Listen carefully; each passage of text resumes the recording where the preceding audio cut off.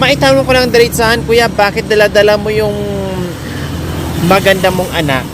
Wala na pong mag-aalaga kasi yung asawa ko namatay noong last month. Last month lang.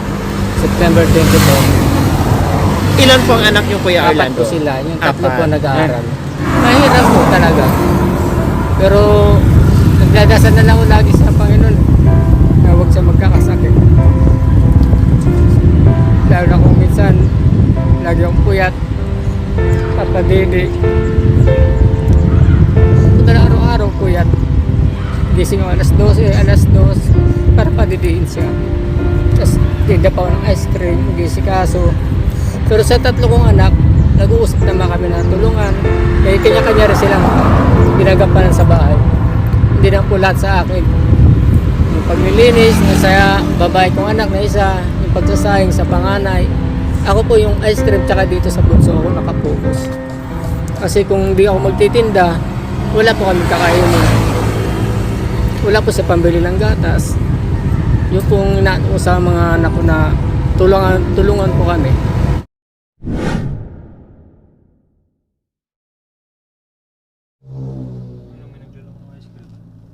Siya yan.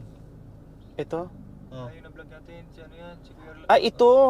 Parang si Kuya Orlando, ito mga kabayan, oh, yung tatay na kung saan naglalako ng Siya ice cream at may daladalang anak. So, ito mga kabayan siya nga, oh. Ayan, oh mga kabayan, oh. Wala yung anak niya, no? Bunso. Nasaan na kaya yung bunsong anak niya? Bakit hindi niya dala ngayon? Sinama, Okay. tawagin. Basta na mo nga. Basta na mo dong. Ayan, si Kuya Orlando nga, parang tumaba. Ayan, no, isang busina lang natin mga kabayan, tanda na yung sasakyan natin. Si Kuya Orlando nga, pero parang gumwapo ngayon si Kuya Orlando at tumaba siya. So, ibig sabihin, tuloy-tuloy yung kanyang paninda mga kabayan, no? At hanggang ngayon, kahit tag-ulan, pero nagtitinda pa rin ng ice cream. Kung maalala nyo po mga kabayan, si Kuya Orlando po na masipag maglako ng ice cream, no? Namatay yung kanyang misis. Hindi ko alam kung bakit anong ikinamatay ng kanyang misis. Matagal na, no? Nakalimutan ko na. So ngayon, dito kami galing sa Tayog, mga kabayan. At dito nga kami dumaan, no? Nakita namin, nasa lubog namin si Kuya Orlando. Ayan. Hello, Kuya! Kumusta? I miss you. Ha? Kumusta na ang buhay natin ngayon? Medyo mahina po yung pagtitinda ko kasi nagtagulan po kaya wala pong income. Kumusta yung mga bata? Medyo okay naman po sir na kasi po talagang ano sa sitwasyon dahil wala pang kasama. Pero ano lang, nakakaraos naman po kahit papaano. Nasaan yung anak mo na dala-dala mo dati? Nakarga-karga mo habang naglalako ka na nakatali dyan sa katawan mo? Hindi ko na po sinasama. Gawa po kasi nung huling sinama ko po siya, nagkasakit sa sobrang init po. Kaya mula po noon, hindi ko na sinasama. Yung anak ko na lang po, nagpapalitan ng absent para may nag-aalaga. So, pag wala na naman mag-aalaga, pagpasukan na naman, Opo. ay dadalhin nyo na naman kasi wala kayong pag-iiwanan. Hindi naman po. Yung dalawa kong anak ko ng malaki, palitan po sila mag-absent. Ay talaga mag-a-absent sila. Palitan sila para lang may mag-alaga sa Opo. bunso yung anak. Kasi hindi na pwedeng bitbitin kasi lagi siya nagkakasakit. Opo. Siyempre, sa init, sa ulan, sa usok, alikabok, lahat na. Kumbaga, ilang buwan yun nung nagkita tayo, nung Ano po, karga-karga 10 mo siya? months. 10 months? Opo. O biro mo mga kabayan, 10 months yun. No? Ilang taon na ngayon? 1 taon po tsaka 9 months. Ibig sabihin, ang tagal na natin hindi nagkita? Opo. Mga siguro Halos 1 taon na rin? 8 months pa. 8 months? August. Mga 8 months. December po tayo huling nagkita po. Tandang-tanda nyo na, pero ako nakakalimutan ko na sa dami kong na-vlog araw-araw. O kumusta naman ngayon? Kasi tag-ulan, kumusta ang paninda natin? Yung tagulan po talaga, walang income. Kaya ang ginagawa ko na po, minsan nakikisa ko sa iba, kung sino nagpapalinis ng bakuran, naglilinis po ako. Extra Kaya yung income. Makaraos lang po kami pang bigas, gatas ni Bibi. Talagang nag-cross pa rin ang landas natin, Kuya Salamat Orlando. po.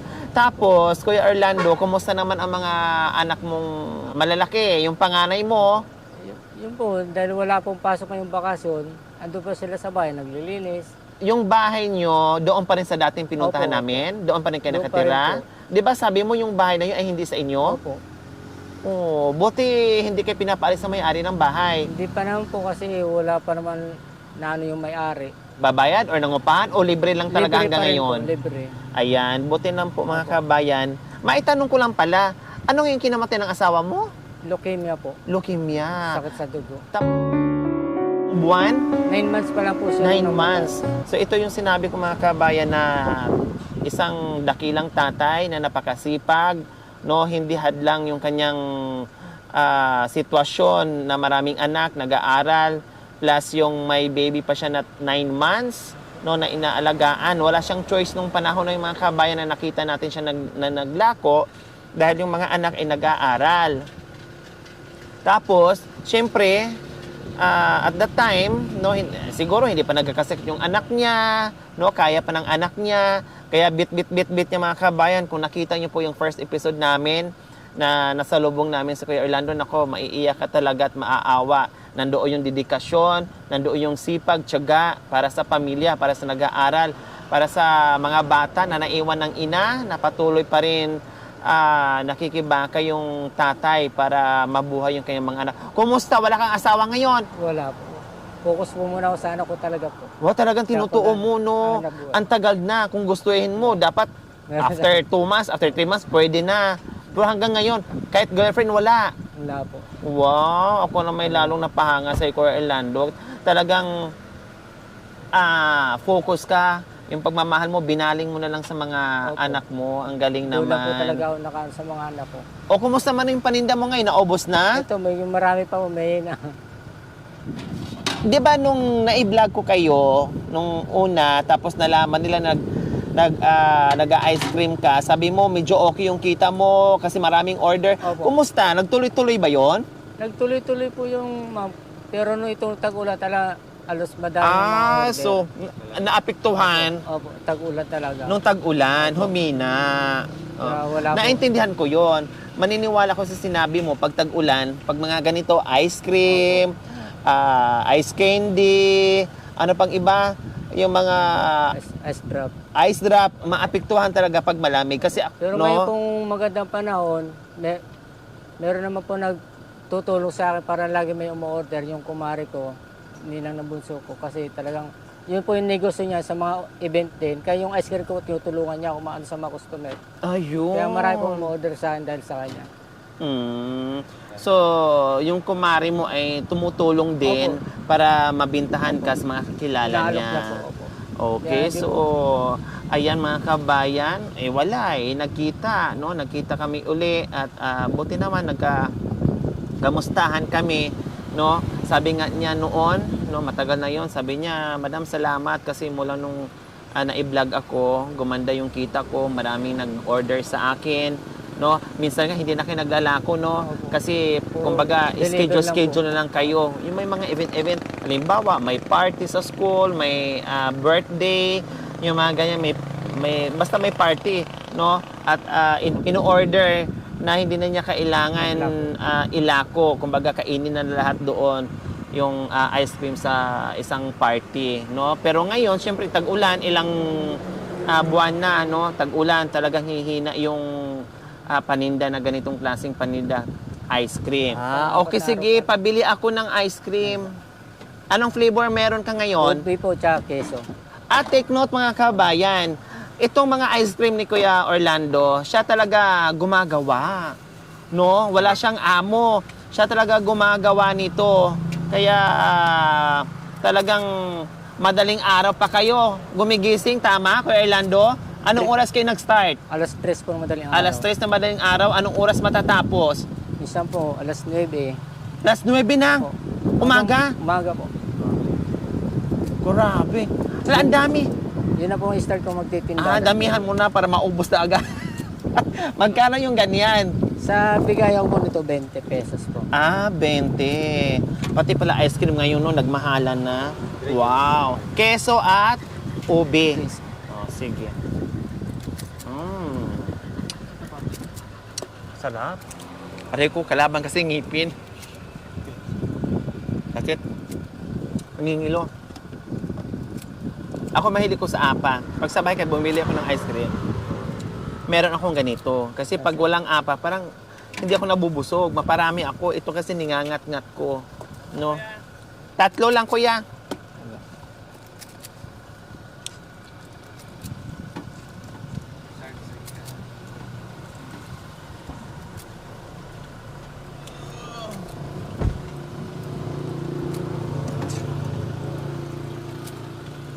Paano hindi sa sarap? Binuno to ng ilang oras ni kuya para mabuong ice cream na may kasamang pagmamahal.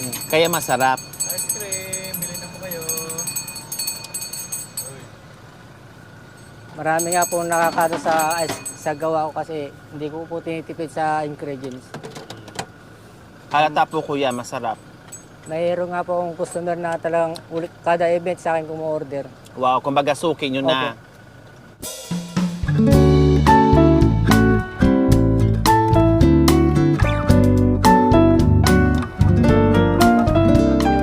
Orlando yung katawan mo.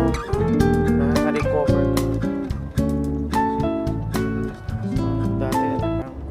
So, ayan po mga kabayan, kasama namin ngayon si Kuya Orlando. Iniwan muna namin yung kayang paninda doon sa kakilala niya. Dinagit muna namin mga kabayan at pasyalan namin yung kanyang mga anak. So, kailang pupunta muna kami ng Tayog dahil meron kaming pasalubong sa mga bata. Bibilhan namin ng pasalubong. Kasi matagal na kami din nagkita, no? Malalaki na siguro, tiyak malalaki na yung mga anak niya. So, ayan, nakasakay si Kuya Orlando. Baka, imbis na sabi ko nga kanina, isama-sama kayo, matukso ka o maisipan mo o merong magkaroon ka ng kasama, paano na?